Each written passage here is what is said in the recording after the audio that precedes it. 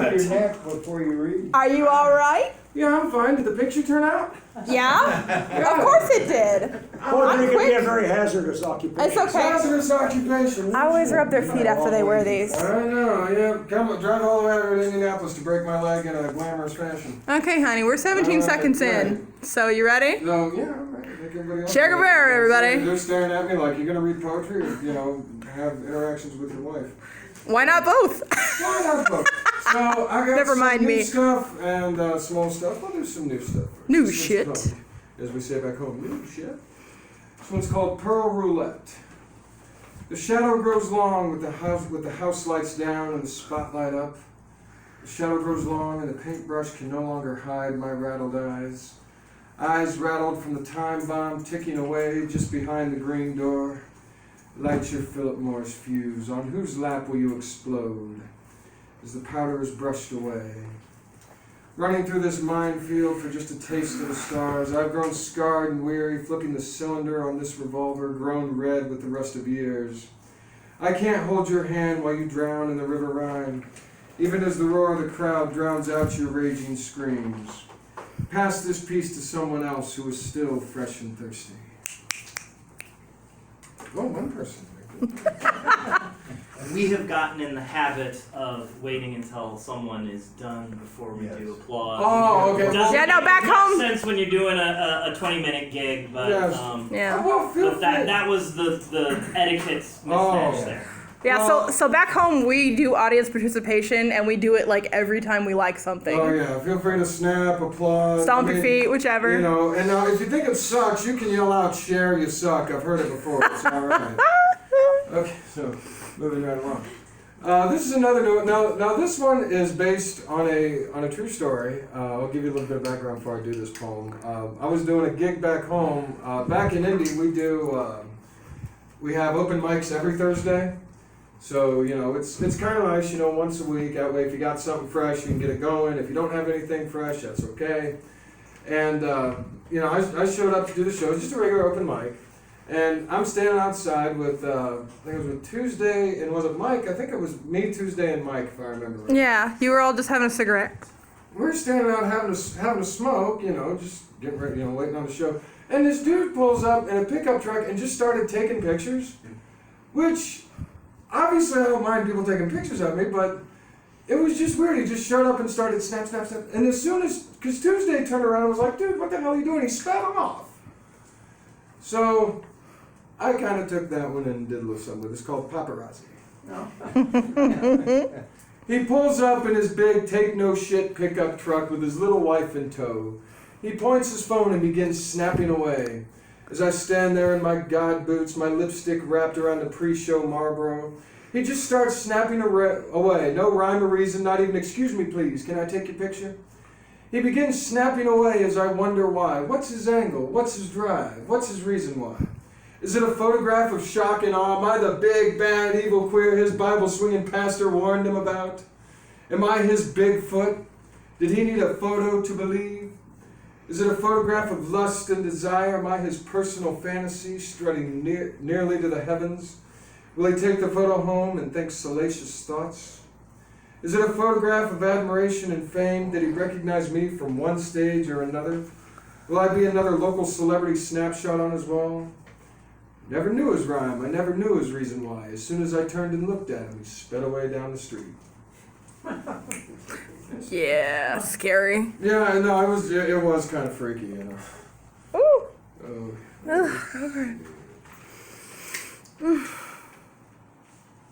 Oh, and Brady, do me a favor. You kind of keep an eye on the timer. That way, when it's my time to shut the hell up, you can tell me shut That's the hell up. probably wise. Well, I know for a fact we're about 4.5 minutes in, if that helps you. That sounds cool. Because I don't want to take over anybody else's time. Yep. Because we gotta be polite. That's right. There we go. Okay. I'm gonna get you a backup binder. Yeah, I know.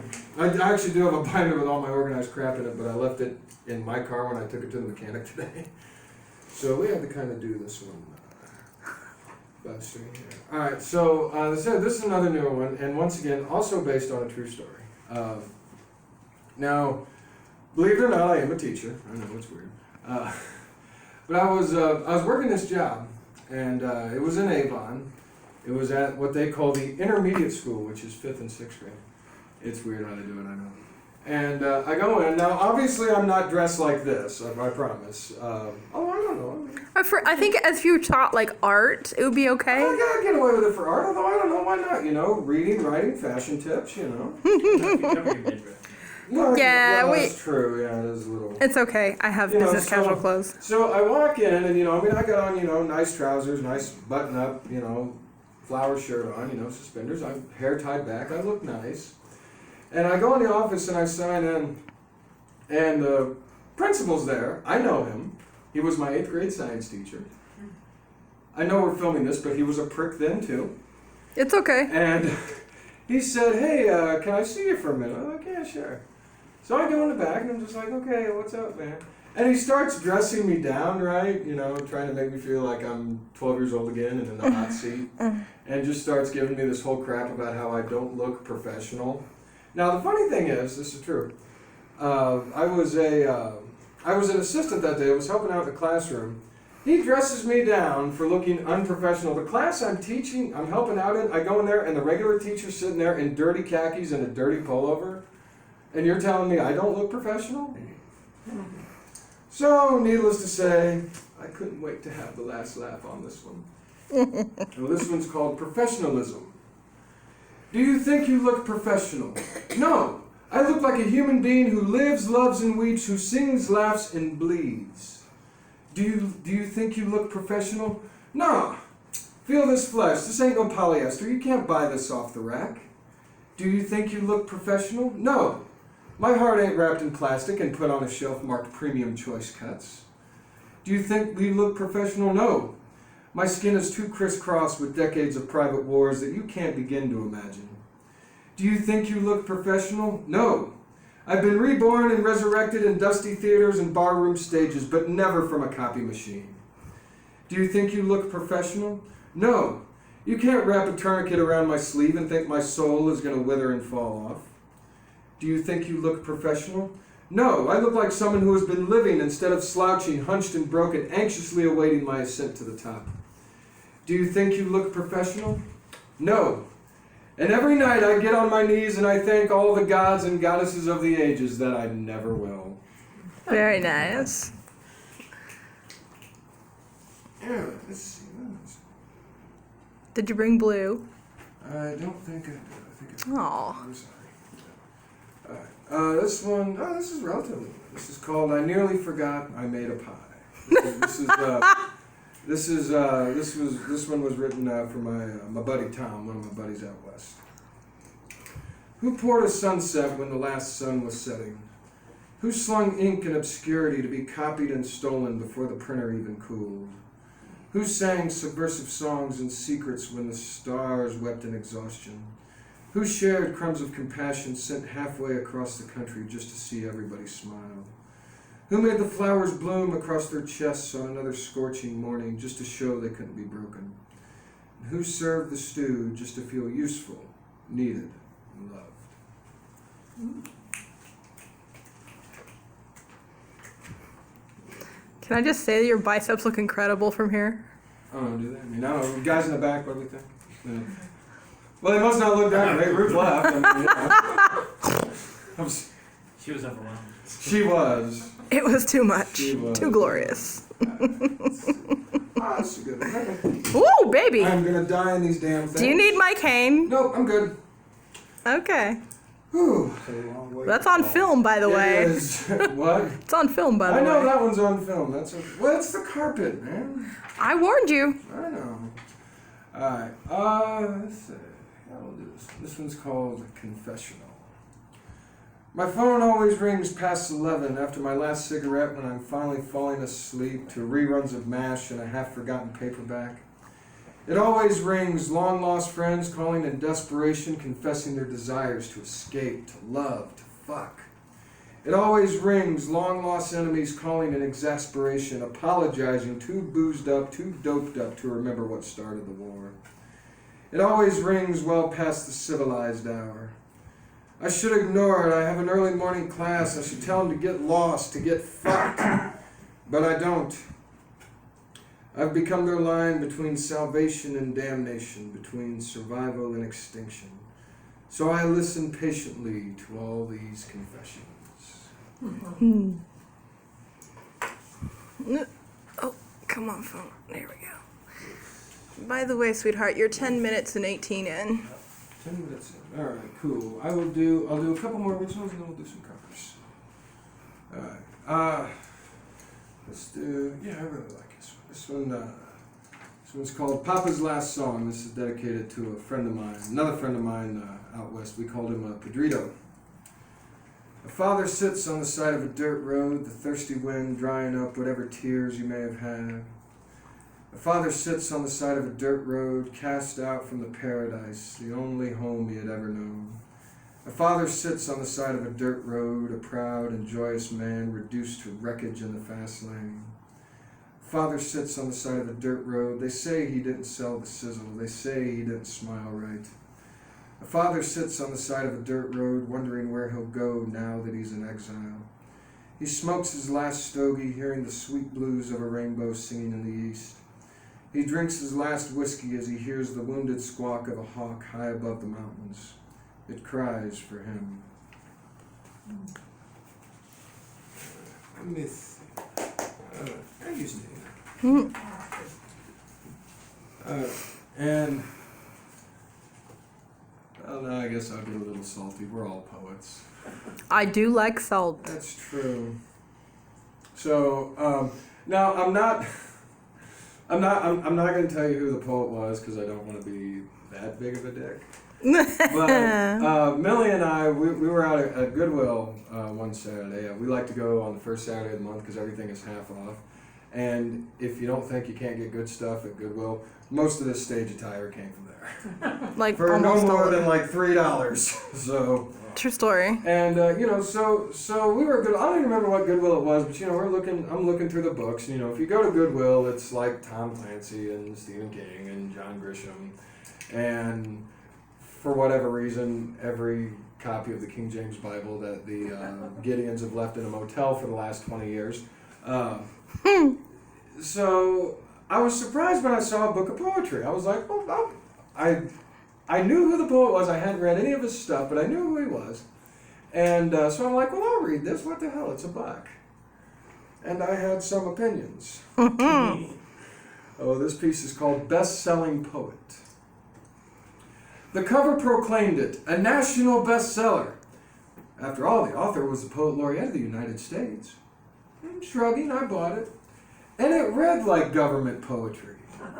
Quietly, softly. Written on a porch after a long day of respectable work, full of $1 million words and a dime's worth of action. All bluster and posturing, but no stones to back it up. I could almost see the poet in my head with his charming wife, charming kids who go to charming private schools. I could see his charming mother who lives in the same pretty house the poet's father built with his own 2 hands. And I could see the poet earning his keep between polite public readings by lecturing on poetry at a nice little hometown college. It was government poetry, respectable, clean, nothing to ruffle the feathers of little old church ladies. And I thought of the poets I had known, screaming out their nightmares after waking up in a cold sweat, exercising their demons before the next shot of cheap grain, singing their ecstasy during the post-orgasm cigarette. Poets with dime words and $1 million worth of action. I thought about that $1 million worth of action as I used the poet laureate's work to light the fuse. I don't know. Maybe that one's too harsh. I don't think so. If anything, it was too polite. Too polite? Well, let's get away from polite then. Oh. I say, I guess. How am I doing? You are, according to this, 14 and 24 seconds in. 14. Okay, I got time to do a couple of covers. All right. Well, I thought about doing a Bukowski because Sarah's no longer here and she always did Bukowski, but I was like, no, I'd rather do Jim Morrison. I do enjoy Morrison. Because if you don't know who Jim Morrison is, you don't belong in a poetry reading. I'm just going to say that right now. Well, I don't know about that. So anyway, this is a celebration of the lizard. Oh, it's my favorite one. Lions in the street and roaming, dogs in heat, rabid foaming, a beast caged in the heart of the city. The body of his mother rotting in the summer ground, he fled the town. He went down south and crossed the border, left the chaos and disorder back there over his shoulder. One morning he awoke in a green hotel with a strange creature groaning beside him. Sweat oozed from its shiny skin. Is everybody in? Is everybody in? Is everybody in? The ceremony is about to begin. Wake up! You can't remember where it was. Had this dream stopped? The snake was pale gold, glazed and shrunken. We were afraid to touch it. The sheets were hot, dead prisons, and she was beside me. Old, she's no, young. Her dark red hair, the white soft skin. Now run into the mirror in the bathroom. Look! She's coming in here. I can't live through each slow century of her moving. I let my cheeks slide down the cool, smooth tile. Feel the good, cold, stinging blood, the smooth, hissing snakes of rain. And once I had a little game. I like to crawl back into my brain. I think you know the game I mean. I mean the game called Go Insane. Now you should try this little game. Just close your eyes, forget your name. Forget the world, forget the people, and we'll erect a different steeple. This little game is fun to do. Just close your eyes, no way to lose. And I'm right there, I'm going to release control, we're breaking through. Burrow back into the brain, way back past the realm of pain, back where there's never any rain. And the rain falls gently on the town and over the heads of all of us. And in the labyrinth of streams, beneath the quiet, unearthly presence of nervous hill dwellers in the gentle hills around, reptiles abounding, fossils, caves, cool air, heights. Each house repeats a mold, windows rolled, beast car locked in against morning. All now sleeping, rugs silent, mirrors vacant, dust blind under the beds of lawful couples wound in sheets and daughters smug with semen eyes in their nipples. Wait! There's been a slaughter here. Don't stop to speak or look around. Your gloves and fan are on the ground. We're getting out of town. We're going on the run, and you're the one I want to come. Not to touch the earth, not to see the sun, nothing left to do but run, run, run, let's run. House upon the hill, moon is lying still, shadows of the trees, witnessing the wild breeze. Come on, baby, run with me, let's run. The mansion is warm at the top of the hill, rich are the rooms and comforts there. Red are the arms of luxuriant chairs, and you won't know a thing till you get inside. Dead president's corpse in the driver's car, the engine runs on glue and tar. Come along, we're not going very far, to the east to meet the czar. Some outlaws live by the side of the lake, the minister's daughter's in love with the snake, who lives in a well by the side of the road. Wake up, girl, we're almost home. Sun, sun, sun, burn, burn, burn, soon, soon, soon, moon, moon, moon. I will get you soon, soon, soon. Let the carnival bells ring, let the serpents sing, let everything. We came down from the rivers and highways, we came down from forests and falls, we came down from Carson and Springfield, we came down from Phoenix and Thrall. And I can tell you the names of the kingdom, I can tell you the things that you know. Listening for a fistful of silence, climbing valleys into the shade. I am the Lizard King, I can do anything. I can make the earth stop in its tracks. I made the blue cars go away. For 7 years I dwelt in the loose palace of exile, playing strange games with the girls of the island. Now I have come again to the land of the fair and the strong and the wise. Brothers and sisters of the pale forest, O children of the night, who among you will run with the hunt? Now night arrives with her purple legion. Retire now to your tents and to your dreams. Tomorrow we enter the town of my birth. I want to be ready. Okay. All right. Yeah, we're at 1921, love. Cool. All right. Can I get rid of the Rachi one? Is that cool? Yeah, I don't think. I mean, we're an all ages venue, but I think the all ages today is not kids. Okay, just cool. still content warned though, because Yeah, just a heads up. If you would like to leave during my last poem, please do. This one is kind of raunchy.